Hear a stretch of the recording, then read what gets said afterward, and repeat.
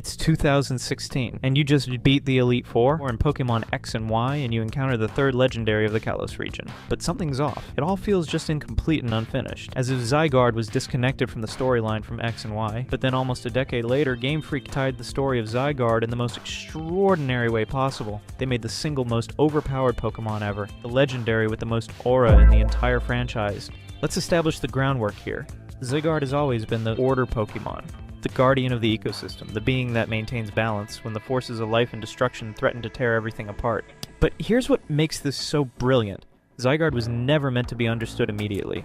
Its entire existence is modular, scattered, waiting for the moment when it needs to assemble into something greater. The 50% form we first encounter, that's just Zygarde operating at half capacity, cruising through the world, monitoring, observing. Then we learned about the 10% form, this sleek hound-like guardian that can respond to threats quickly. And complete form? That's when all the cells and cores come together to form this towering titan. But even that wasn't the final form. That wasn't Zygarde pushed to its absolute limit.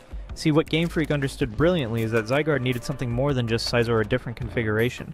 It needed the primal intensity of Mega Evolution, that raw, desperate transformation that occurs when the bond between Pokemon and purpose reaches its breaking point. And that's exactly what we get in Legends ZA. The setup was always there.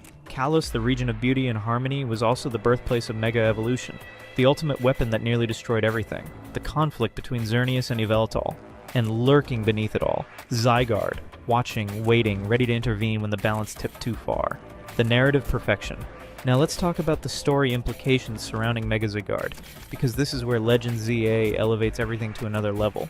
The game takes place in Lumiose cities when humans are pushing the boundaries of what Mega Evolution can do when they're experimenting with forces they don't fully comprehend. And here's the kicker. They're not just playing with fire, they're playing with the fundamental fabric of reality itself. Mega Evolution was always portrayed as this double-edged sword. Yes, it grants incredible power, but at what cost? We've seen Pokédex entries describing the pain, the transformation, the toll it takes, but what happens when you apply that concept to a being whose entire purpose is maintaining balance? What happens when the Guardian itself must transcend its limits? That's where Mega Zygarde enters the picture, and the thematic weight is absolutely staggering. This isn't just another transformation for a competitive edge or to look cool in battles. This is Zygarde recognizing that standard measures won't suffice. The threat facing Kalos, facing the world, is so catastrophic that it requires the Order Pokemon to break its own rules, to push beyond the equilibrium it normally maintains, and become something more aggressive, more decisive, more absolute. The brilliance here is in the contradiction. Zygarde exists to preserve balance, but Mega Evolution's inherently unbalanced. Its excessive power, raw transformation, temporary but overwhelming force.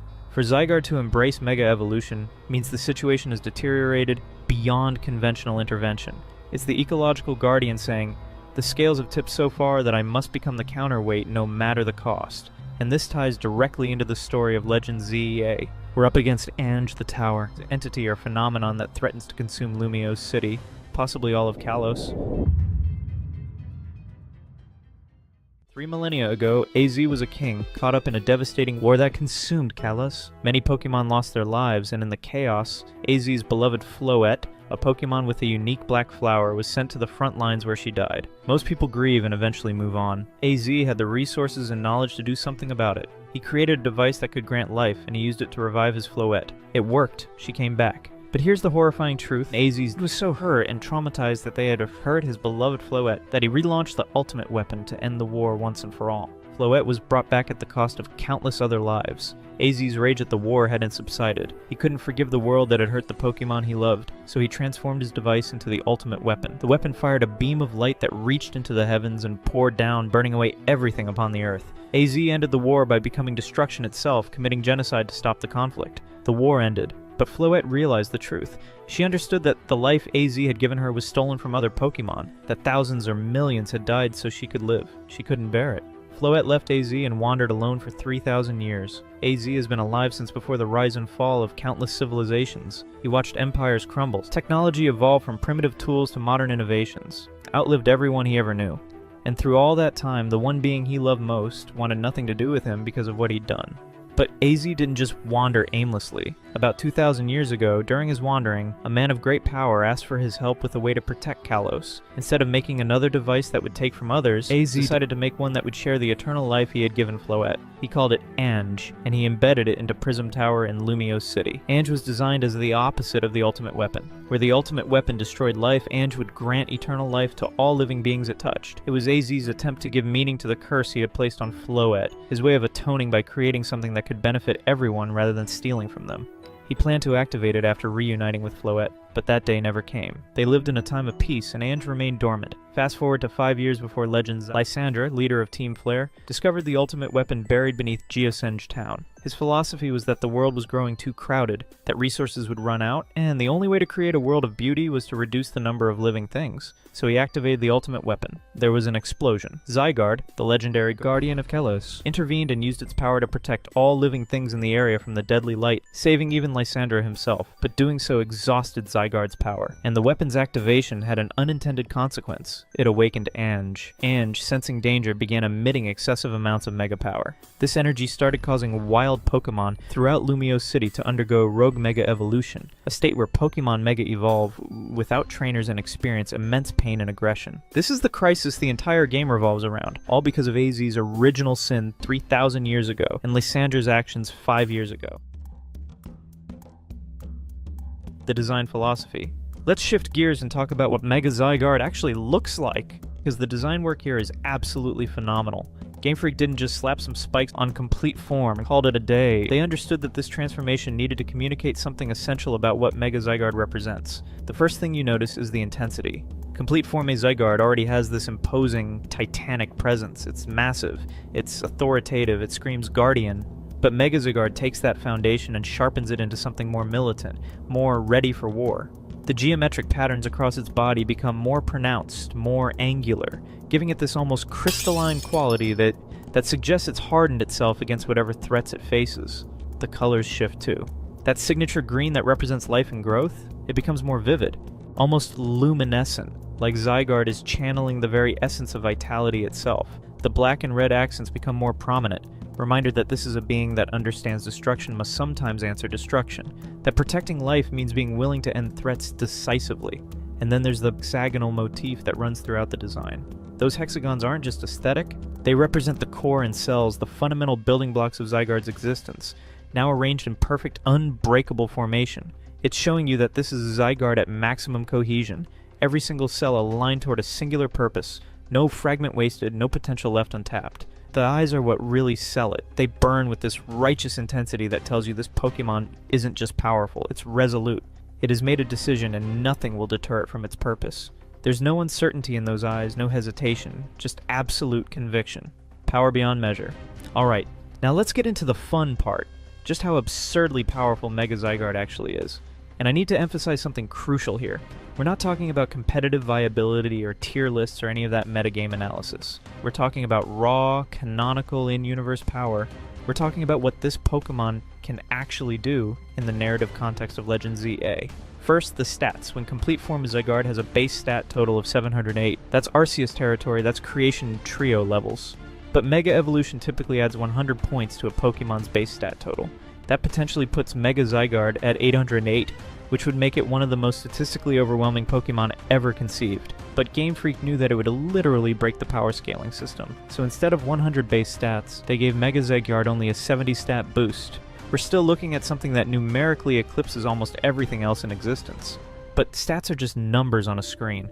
Let's talk about what Mega Zygarde actually does in Legends ZA's climax, because this is where the glazing really begins, and it's completely justified. When Ange the Tower emerges as the final the game makes it absolutely clear that this isn't just another legendary Pokemon gone rogue or a villain scheme spiraling out of control. Ange represents genuine existential danger. It's warping reality, consuming matter, threatening to reduce Lumiose City and potentially the entire Kalos region to absolute nothingness.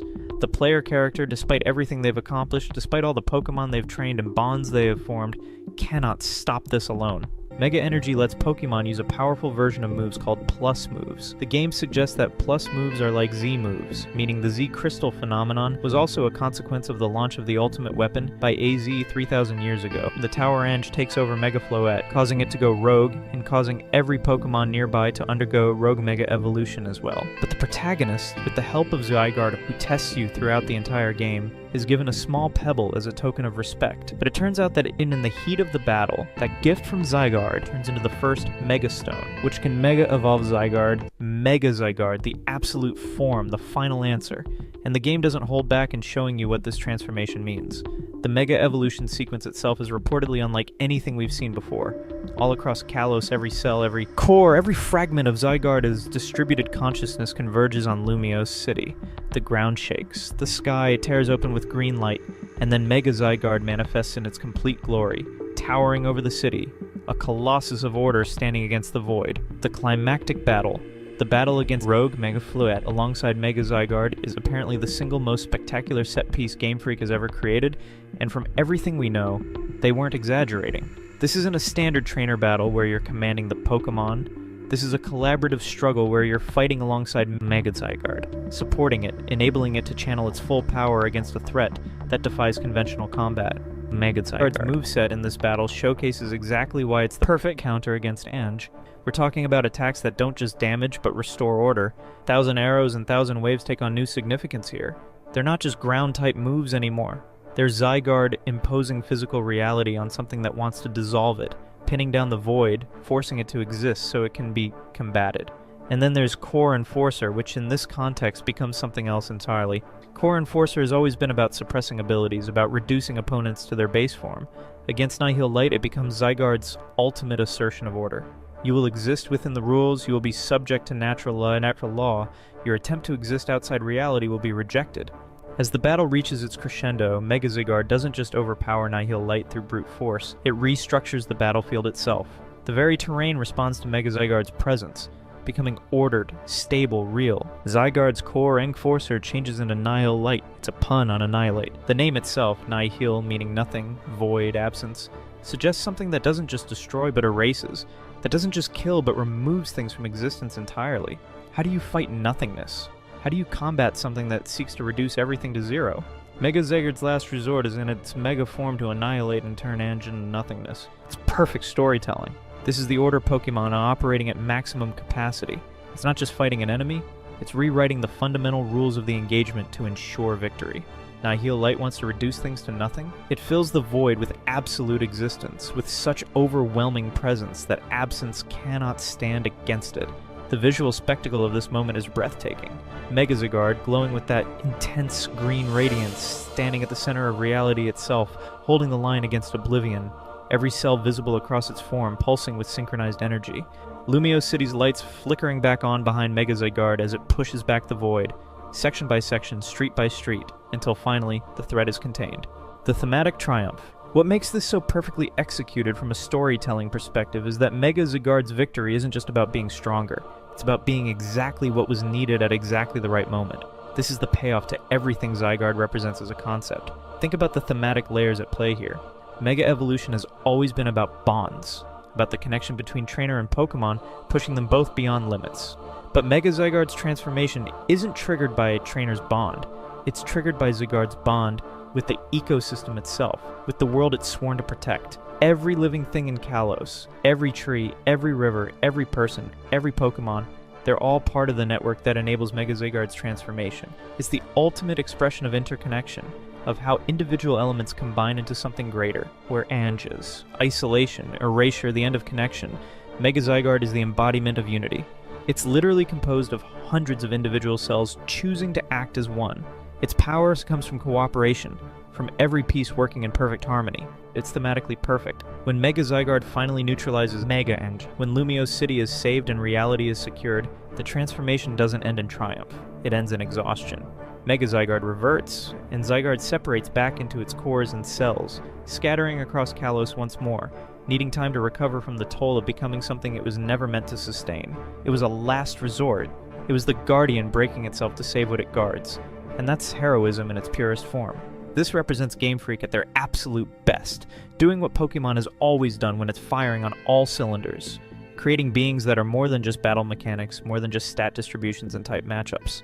Mega Zygarde is the resolution to a story that began in Generation 6, a generation that honestly got criticized for not fully exploring Zygarde's potential. But that wasn't incomplete storytelling, that was patience. That was Game Freak saying, "You don't understand what we're building yet, but you will." And now we do. Legends ZA takes everything that Zygarde was, everything it represented, and pushes it to the absolute logical extreme. This is how you do a legendary Pokemon justice. You don't just make it strong for the sake of being strong. You don't just give it a cool design and call it a day. You embed it in narrative, you give it meaning, you make its power inseparable from what it represents. Mega Zygarde is powerful because the story demands that level of power. It looks epic because it's fulfilling an epic purpose. Every aspect of its design, its abilities, its role in the plot, they all align perfectly. And let's be real about something else. Mega Zygarde looks absolutely incredible. The design is clean, imposing, memorable. When you see it standing there, Guardian Incarnate, Protector at maximum intensity, you believe it can do what the story says it can do. There's no dissonance between appearance and function. It looks exactly how the ultimate expression of order and protection should look. Powerful, unbreakable. This is the standard that legendary Pokemon should be held to. Not just, is it strong in battles, but does it mean something? Mega Zygarde means everything. It's the answer to questions Pokemon fans have been asking for years. It's the culmination of themes that have run through the franchise since Generation 6.